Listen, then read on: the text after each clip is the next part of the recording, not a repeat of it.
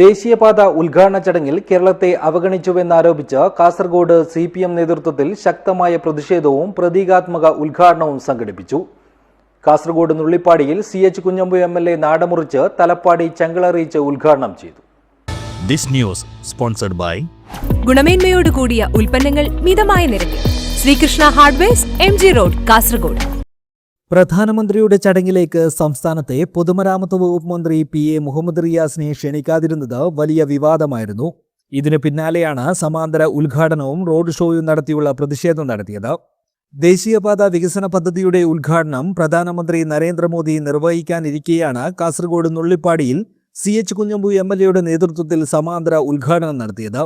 LDF നേതാക്കളുടെ നേതൃത്വത്തിൽ പ്രതിഷേധ പ്രകടനമായി എത്തിയ പ്രവർത്തകർ നുള്ളിപ്പാടിയിലെ ദേശീയപാതയിൽ ഒത്തുചേർന്നു.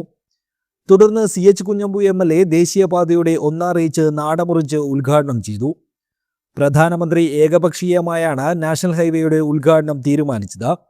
ഉമ്മൻചാണ്ടി സർക്കാർ നാഷണൽ ഹൈവേക്കായി ഭൂമി ഏറ്റെടുക്കൽ ഉൾപ്പെടെയുള്ള പ്രവർത്തനം ഉപേക്ഷിച്ചു പോയപ്പോൾ നാഷണൽ ഹൈവേ അതോറിറ്റിയും ഇവിടുത്തെ ഓഫീസ് അടച്ചുപൂട്ടി മടങ്ങിപ്പോയവരാണ്. എന്നാൽ തൊട്ടു പിന്നാലെ അധികാരത്തിലെത്തിയ പിണറായി സർക്കാരിന്റെ ആദ്യ പ്രഖ്യാപനം തന്നെ നാഷണൽ ഹൈവേ പൂർത്തീകരിക്കുക എന്നതായിരുന്നു. അതിന് ഭൂമി ഏറ്റെടുക്കുന്നതുൾപ്പെടെയുള്ള പ്രാരംഭ നടപടികൾ ഓരോന്നും പൂർത്തീകരിച്ചത് സർക്കാരിന്റെ ഇച്ഛാശക്തി ഒന്നുകൊണ്ട് മാത്രമാണെന്ന് CH കുഞ്ഞമ്പു MLA പറഞ്ഞു. ഇന്നാണ് പ്രഖ്യാപിക്കുന്നത്, ഇന്നാണ് ഉദ്ഘാടനം ചെയ്യുന്നത്. അതിൽ കേരളത്തിലെ പൊതുമരാമത്ത് വകുപ്പ് മന്ത്രിയെ ബോധപൂർവ്വം ഒഴിവാക്കി.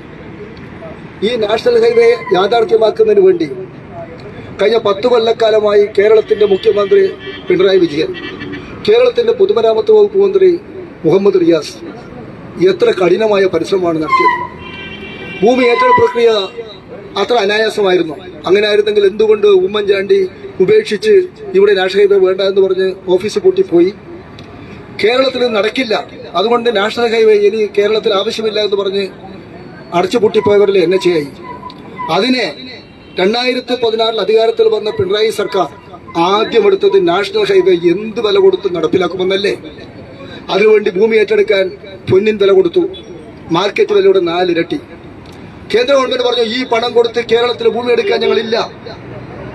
അപ്പോൾ സംസ്ഥാനം വീണ്ടും കേന്ദ്രമന്ത്രി നിതിൻ ഗഡ്കരിയെ കണ്ട് ചർച്ച നടത്തി, പ്രധാനമന്ത്രിയെ കണ്ട് ചർച്ച നടത്തി. ഞങ്ങളും ഇതിന്റെ വിഹിതമെടുക്കാം. 25% പണം സംസ്ഥാന സർക്കാർ നൽകിയതിനു ശേഷമാണ് ഭൂമി ഏറ്റെടുക്കൽ പ്രക്രിയ ആരംഭിച്ചത്. നാഷണൽ ഹൈവേക്ക് ഭൂമി ഏറ്റെടുക്കാൻ മറ്റൊരു സംസ്ഥാന സർക്കാരും പണം അനുവദിച്ചിട്ടില്ലെന്നും അദ്ദേഹം കൂട്ടിച്ചേർത്തു.